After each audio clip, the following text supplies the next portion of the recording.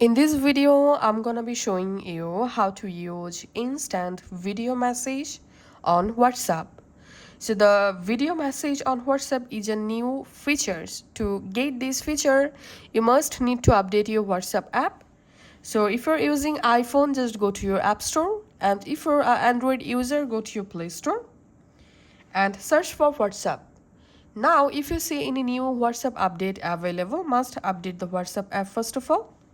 Now, it's time to use the instant video message feature. So I'm just going to my WhatsApp and going to a conversation. And now, to send or record a video message, you have to long press this little camera icon.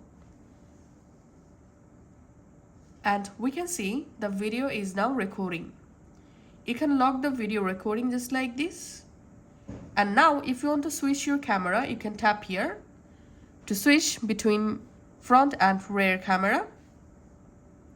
You can also delete the video message by tapping on this delete icon. You can stop the recording by tapping on stop.